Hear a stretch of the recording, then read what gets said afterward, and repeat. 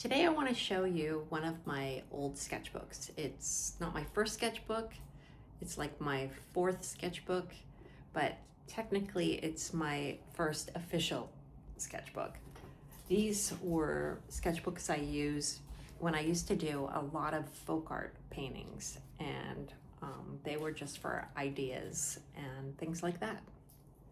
I'll talk about these old folk art books another time in another video, and we'll have a look through them. But for today, we'll just look through my very first official sketchbook.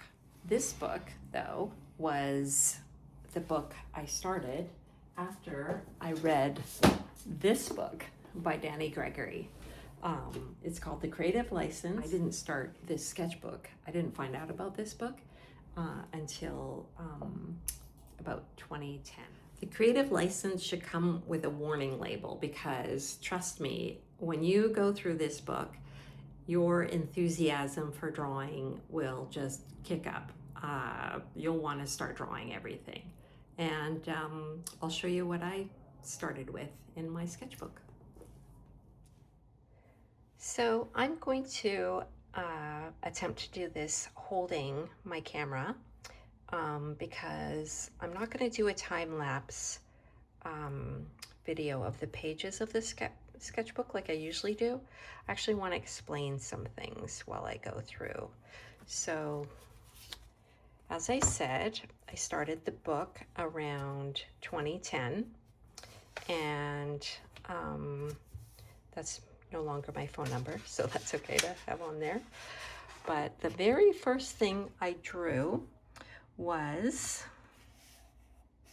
this golden fluid acrylics bottle because I was mostly a painter back then.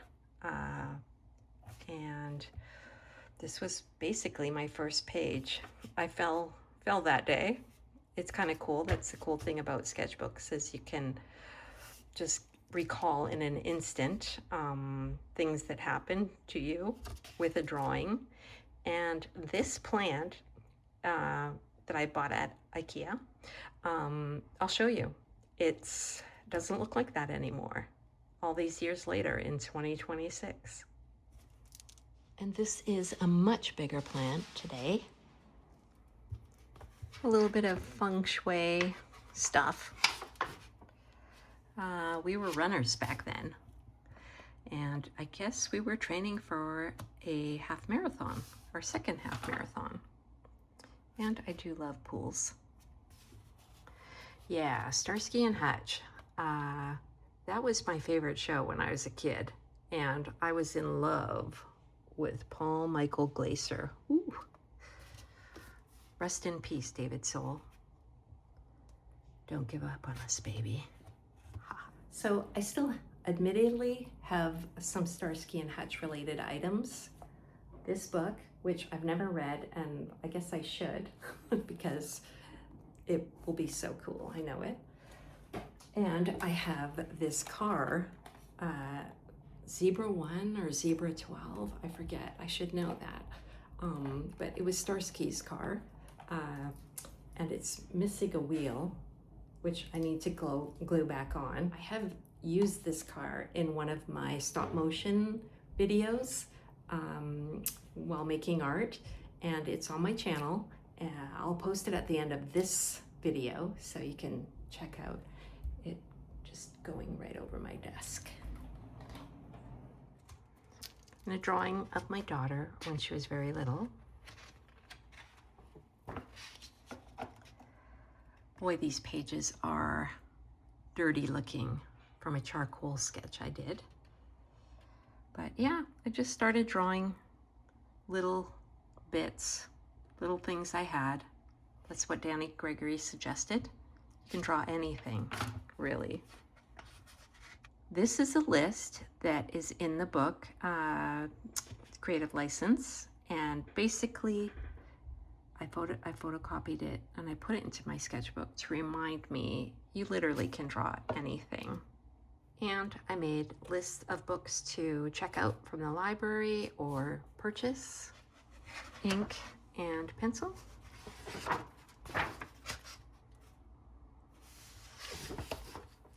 Definitely charcoal. So messy. So messy. Bit of mix of charcoal and a little bit of pen. Here's some more pencil work and charcoal. I was a big fan of Tamara de Lempicka. Her paintings are amazing, her portraits. I was a big fan of soft cubism, so I tried to copy her style, and that's my daughter, Chelsea, back then. This was my first ever room drawing. It's so cool to look back on it because it's nice to see the beginnings where you started. And you can see my pencil lines are, well, my pen lines are very scritchy.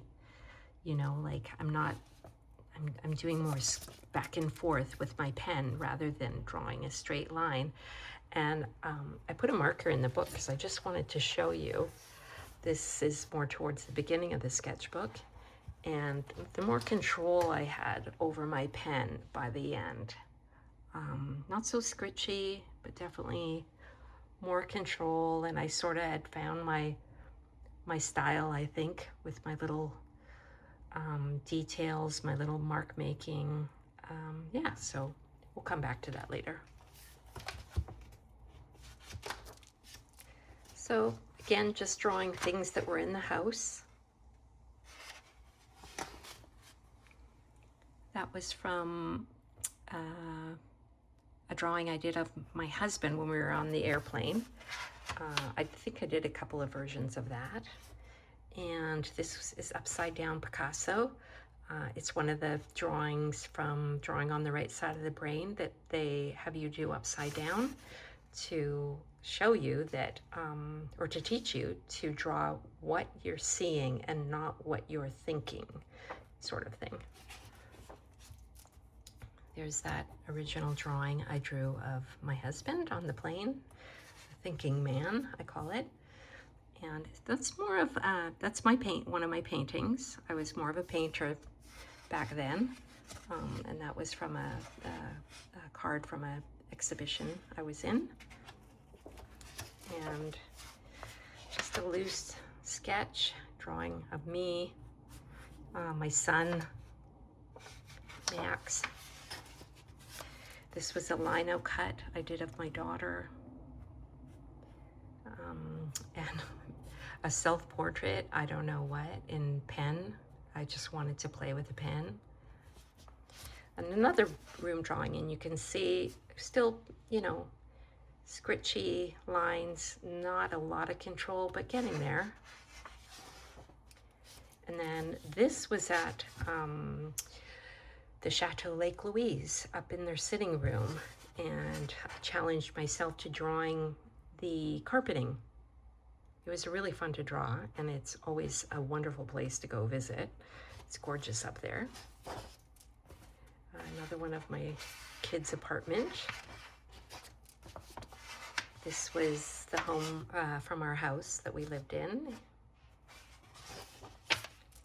From our bedroom. That was my cat Ting Ting Spooky Longclaws, who's long passed. And now you can see I'm starting to get more control over my lines here. I think I skipped a page. Yeah, that's from Chateau Lake Louise. I drew that on site. That's from a photograph. I guess I had got a new Copic multi-liner pen. This, we stayed at the Rimrock in Banff. More things. My desktop.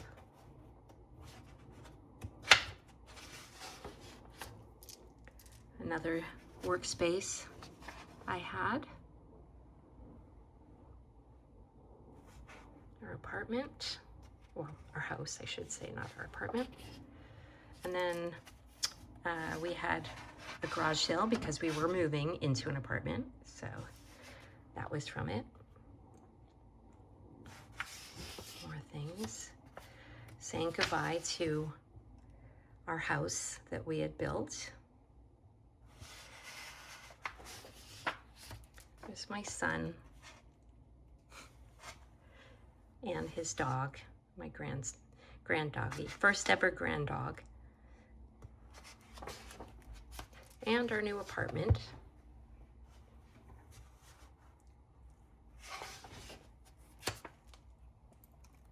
Drawing things. This one I drew while I was waiting for my husband somewhere. And this was drawn at a park we had just down the street from where we used to live in our apartment in Calgary. I believe it's called Rotary Park. And it was a great place to draw. And this is looking at downtown Calgary from Rotary Park. I was sort of trying to figure out how to draw trees because I hadn't drawn a lot of them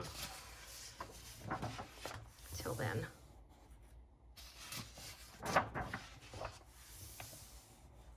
This book is definitely when I started to get out more and draw on site. And this is our apartment. This is, you can see my lines are getting more controlled. This was in Mexico. So I drew this while I was sitting in my comfortable lounging chair. More things. And from my imagination. I really was starting to enjoy drawing in rooms. That became sort of my thing there for a while. And this was actually from a photograph that my dad sent me. My dad, he's no longer with us, but my dad and my stepmother would go to Mexico every year. And my husband and I did eventually get to go to this place in Mexico, in Puerto Vallarta. So it was fun to draw it and then actually visit it. And this was our living room. And this was drawn from a magazine. It's not as fun to draw from magazines. It's more fun to draw in person. And this is looking out one of the windows from the Banff Springs. I guess it's the Fairmont Banff Springs now. It's always a place we love to visit. And that was Stuart, my grandson. He's no longer with us, but he was a good chihuahua. My husband. That was sort of a mix of magazine, and that's my niece, Sophie. A little self-portrait. And my kids, Spencer, Max, and Chelsea with Tang Tang. And there was Stuart. And this I actually drew at the Chateau Laurier in Ottawa from our room. We were visiting Canada's capital city, which is a great place to visit. And this was from our living room. This I drew during a course, I believe, or shortly after a course with Sketchbook School, when I finally became, for the first time, acquainted with Tommy Kane, who I would say is probably 100% my #1 favorite sketchbook artist. He has very much inspired me to take my time, not worry about mistakes, just keep going. More from our living room. Those were skulls that we brought back from Mexico.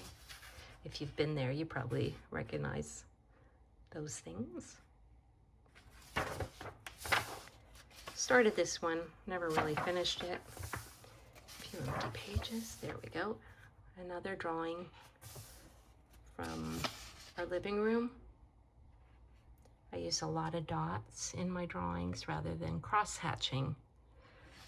I'm not as good at cross-hatching. I should probably practice that someday. Our bathroom. And our little apartment. And some wonky portraits. It's my son and myself. Chelsea, her nickname's Monkey or Monk.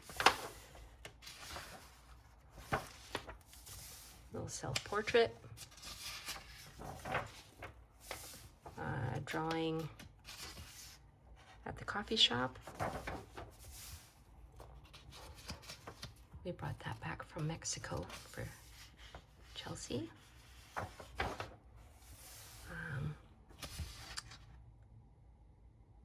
That's another from our apartment. Or actually, Chelsea might have bought that herself. I can't remember. That was from a show home I think we visited, that I loved the tile on the floor. And my kids. This was part of I drew at an art guild that I used to belong to out in Chestermere. And one day we went out to someone's backyard and drew. And that was my drawing from our art guild's little field trip. And then we moved again. We moved into a townhouse. And this is from the townhouse.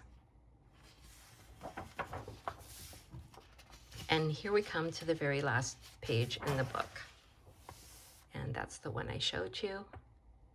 And it was just stuff on my desk.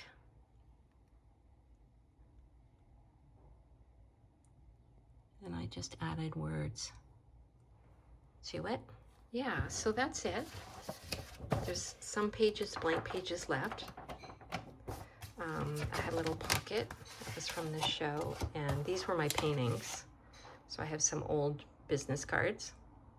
I don't have that website anymore. But yeah, so that's it. Thanks for having a look with me. A little flip through. I know it's kind of different, rather than a time lapse, but I just wanted to talk a little bit about them, about the book, and yeah, stay tuned for more. Thanks.